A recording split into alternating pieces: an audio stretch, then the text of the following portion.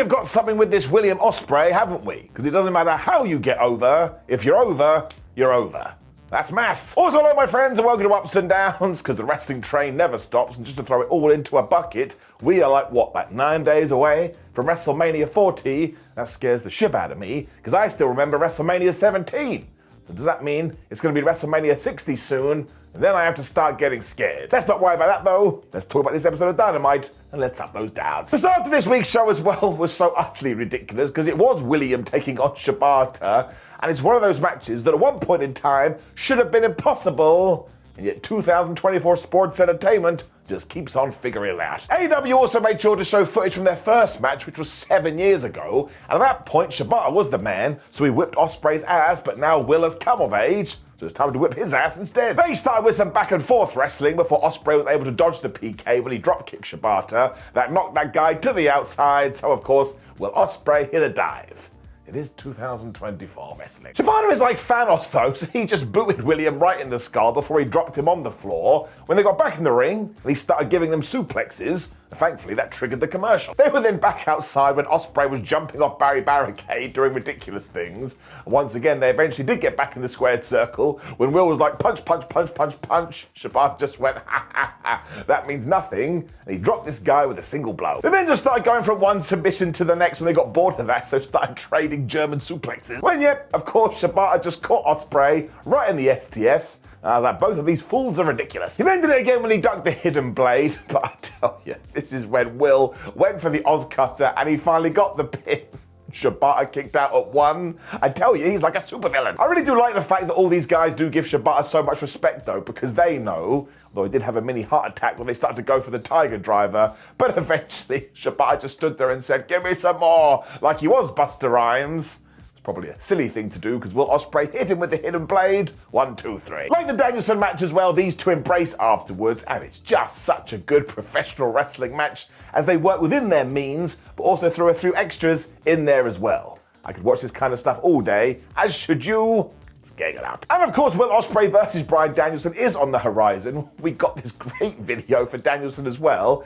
It basically went through his whole history and kind of touched on WWE for about 3 seconds, but it just presented him as the absolute beast. I am pumped for this. Renee Paquette was then talking to the Young Bucks. Matthew and Nicholas were not happy because they were all like, look, listen, yes, we are taking on Private Party later, but can everybody please stop talking about the last time we faced them a few years ago? It's not right. Matthew then made it very clear they had a specific plan when they came back to AEW, which was to restructure the Elite, retire Sting, hire Okada, and then win the tag team titles back. That's why they've got to do it. It also means they have to defeat Private Party in around about 3 minutes time when they said to Renee, hey, you're doing a great job, but you need to smile more. I tell you, the amount of references they keep dropping, if you know, you know. Around about this time too, Okada turned up in his Ferrari because he was going to watch the Young Bucks from backstage. I'm just going to fill you in here like Craig David. His reaction shots were so damn funny. He is so over the top without realizing he's being over the top. He's one of my new favourite weekly television characters. Which of course did bring us to this Private Party match, and look, sure, yes, I get it. It didn't really have any jeopardy, because not in a million years was the Young Bucks going to lose again, especially because we are trying to establish this new gimmick, but in terms of a you go, I go wrestling match, it's flabbing great. We also had a bunch of callbacks to the last match where Mark Quinn and Isaiah Cassidy did nip-ups into super kicks, which is definitely going to annoy a lot of people, when they also did double dives. We've talked about it. If we don't have a show with a dive on it, how am I even meant to get through my day? Nicholas and Mark were then fighting on Barry Barricade too, when they hit a Falcon Arrow from off there right into the floor. I had to rewind this and watch it again, not because I'm like a gratuitous fellow, I just couldn't believe it. The Young Bucks used that to take control as well as they worked on the backs of Private Party, especially Mark Quinn, but all this time, Isaiah Cassidy was just rubbing his palm, and as soon as it was warm, he reached it out, and he got the hot tag. He was able to take out Nicholas as well with a moonsault to the outside when he hit a crossbody, and I was like, listen dude, that did look really good, but you know the deal with the body of the cross, it never actually does anything. It really worked for the fans though, because they were super duper behind Private Party at this point, when Mark Quinn made a terrible decision. Like Isaiah's momentum had sort of been going in the wrong direction, but he clearly hadn't leveled his HP back up, but he still got in the ring. I was like, damn it, have you never played an RPG? It led to a damn German suplex on the ring apron. Das ist der schwerste Teil des Rings. As Matt and Nick were going to go for the newly named Tony Khan driver when Private Party basically cast distraction, and they got the most devastating move in our sports entertainment, the surprise roll-up, because of course that's how they won last time. This time it didn't work. So it was just a wink, wink, nudge, nudge when we did the whole thing of you do a move, I do a move, we'll all do a move, somebody called Auntie Joe, and she can do a move too, so we just got 1, 2, ooh, 1, 2, ooh, and you can't tell me this wasn't fun, it was. Eventually Nick got so mad he went to grab the ring bell, and the referee was like, man, you can't do that, why are you making my life so hard? But because they weren't looking, what did Matthew do? His favourite thing, he smacked some people right in the balls. This definitely offended Quinn though, because he then smashed him with the tag team titles for another 1, 2, ooh. I was just laughing. I was like, they're all cheating. They don't have any morals. Mug then tried with a 450, but he totally missed, which is when Matt and Nick went for the EVP trigger. And yes, Nick Jackson slipped over, which apparently means we have to go, Have you never tripped over in your life? Of course you have. For the love of everything, would you get a real problem? Point is, they did connect. 1, 2, 3. The Young Bucks go into the next round. I kind of was shown once more being super pleased about this, and given that Tony Khan especially has been like, man, we're going to go back to the past in order to cement our future, I really did get that kind of vibe from this. It was really, really good. Let's gang it up. We then got this amazing video for Takeshita reminding you who he is in the main event later when he tries to become the #1 contender. My word, we're going to get to that. When we saw Mercedes Moné arrived, and she got out of a car, but she didn't close the door. Don't know why that irked me, but it did. Before we got to her doing special guest commentary as well, we had this video with Darby Allin, who was just with Tony Hawk. Why wouldn't he be? As it turned out though, his quest to climb Mount Everest was going to be supporting Tony's charity, but now that he's broken his foot, they just wanted to use this couple of minutes to tell you about the cause, and I thought that was nice, especially because then Tony Hawk started to skate, essentially using Darby's broken foot. I was like, man, Toto, we ain't in Kansas anymore. We then moved right into Chris Jericho, who was talking to Hook. And I was kind of intrigued by this, because we basically spent a week bigging it up. So with that in mind, I do kind of think AEW over-egged the pudding here. Because Jericho went to Hook and basically said, hey, you're a really good wrestler. Why don't I mentor you? All right, why not? I do like the fact that we are going all in with Hook here because he has all the potential in the world. And look, it is Chris Jericho. He has all the experience. And the sort of tease here was, oh man, Hook, maybe one day you could be world champion and I can help you get there. It just felt slightly flat because I thought this was going to be a big reveal. And also I do need to see how this is going to play out. Because when it comes to the wonderfully haired warrior, well, he's got that Batman vibe. Sometimes you just want him to be by himself in the shadows. But yeah, all things considered, I think Jericho should have just offered this after their match last week. I actually think that would have had more impact, so I am going to give it a down. Like it's a tiny, teeny down. That's just how I felt about it. I thought this was going to be a gangbuster announcement, and instead, they're just going to be like really close friends, which is nice and all.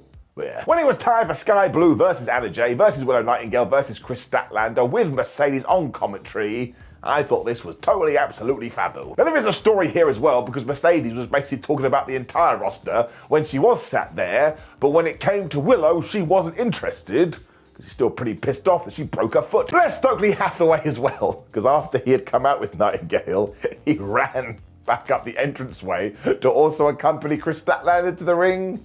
That is the kind of goofy wrestling I need in my life. They all then smacked each other around for a while until Anna and Willow were left alone in the ring, but that's when Skye Blue got back in there. She started hitting DDTs. Statlander then also rejoined as she started hitting some lariats when Nightingale was like, I'm gonna pounce everybody on the outside. And my word, she wrecked some fools. This also gave us some breathing room, which allowed Willow to look at Mercedes, so Mercedes looked at Willow, because you know the deal. When two wrestlers do that, it's super serious. They're gonna go to war. Everybody then started to fight again, and Statlander came out the best of that because she hit a Fisherman Buster for a 1-2-ooh. But then Willow was also here. She was busting out power bombs, also for a 1-2-ooh. It's wrestling tennis. Skye then continued this with a code blue before Anna felt left out, so she hit a gory bomb. That's when I fell down. This is totally nuts. Now this was mostly done, so eventually Kris and Willow could finally look at each other. But that's when Skye Blue was back, and she totally interrupted this, which she surely massively regrets now, because Willow grabbed her, just threw her into the ring apron. I've told you that's the hardest part of the ring. Kris then thought she saw this as an opportunity because she was going to hit Anna Jay with the Wednesday Night Fever, but after Anna had turned that into the most devastating move in all of sports entertainment, it didn't work. She threw Statlander to the outside, she turned around and Willow was like, hey, here I am. She hit the Dr. Bomb, she got the win, so now she is facing Julia Hart for the TBS title, and damn it, she should probably win the thing. Of course, Hart teleported in instantly after this and she smashed Nightingale right in the head with the belt because she doesn't like her now, when she too looked at Mercedes Moné. Like I say, this situation is getting serious. Statlander and Hathaway then made sure to check on Nightingale to make sure she was okay. But the best thing about all of this, aside from the fact the match was so damn good, is you have at least 4 matches coming out the other side. And that's what we should be doing with all our divisions. There should be the crossing of the streams. The Ghostbusters were wrong. Let's gag it up. Renee was then talking to Dustin Rhodes because he is having a pretty good 2024. She was all like, what's next, Dustin? He said, well, I'm going to go to WrestleMania and avenge my brother. He didn't say that. He did mention the fact that he's 55 but still good to go when the Butcher walked in, of all the people. But that made me pleased because we've now seen him 2 weeks in a row, so his shot must be doing better. Dustin then acted like his breath really smelled bad, but the Butcher was like, it's my moustache. It has a specific musk, so I fell in love with this instantly. And essentially, come Rampage, they're going to have a big rematch. And why the hell not, man? We should be using all the shows to advertise the other shows. And I really like these two guys. They make me happy. We also had another one of these small skits which made me laugh too, because Timeless Toni Storm was on the set of Turner Classic Movies, and she was hanging out with the host, Ben Mankiewicz. It was basically a big love in for Storm though, as she acted like she had no idea who this guy was, when she was like, Ben, you should do my catchphrase with me. So it's chin up, and he said chin up. She went, it's tits out. Without missing a beat, he just went, I'm not going to say that. It made me laugh. Of course, they then said to watch out for the shoe line, even though Ben didn't understand this either. When Toni did leave, she just threw her shoe back into frame. He went, well, yeah, that makes sense. This went about 45 seconds, but I am giving it an up. I don't care. That annoys people so much, but I told you once, I'll tell you 7,000 times. If you get Goofy Wrestling for Life correct, honestly, I will be smiling about this for days. I'm a weird, weird guy. We then got the video for Swerve Strickland, who is also going to be in the main event, and AEW did a great job with this when it was back to the tag team tournament. For it was Orange Cassidy and Trent taking on the Undisputed Kingdom, and yep, they had a terrific match. There was always Cassidy took it easy to begin with when he walked up to Matt Taven. I think this must have caught Matt off guard. Orange was like, all right, well, I'm here now. He punched him in the face. It didn't work because eventually he got thrown into Simba the Steel Steps, so that's when Trent got in there and he did a dive. And that inspired Cassidy, so he did one too, but his hands were in the pockets. That's just his way. Trent then tried for all the German suplexes, but Taven made sure he stopped that when Mike Bennett got involved.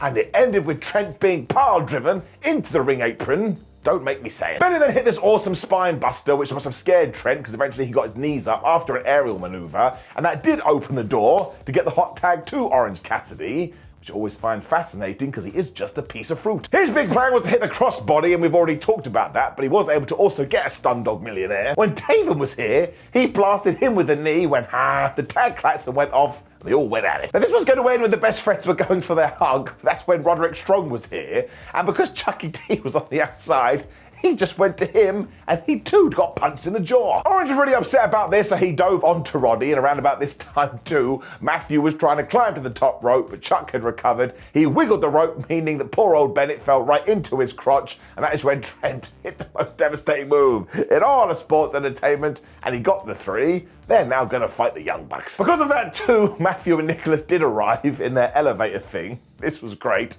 because they got to the top, they walked a few steps, they did look at them to make sure it's super serious when they went back and returned down the elevator. My word, give me more of that. This was just super fun once again though, so I am going to give it an up. But I tell you this, a little bit of a twist, I do have a down as well. Now I am a little bit worried in hindsight, I'm going to look like a goober, but that's how I live my life, so don't worry about it.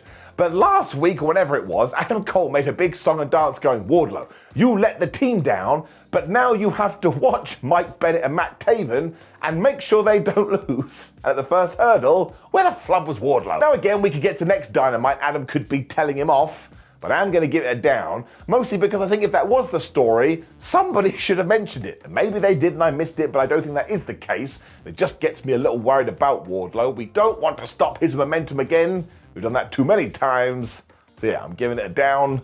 And now we watch. Renee was then with Kyle O'Reilly and basically said, hey Kyle, do you want to get back with the Undisputed Kingdom?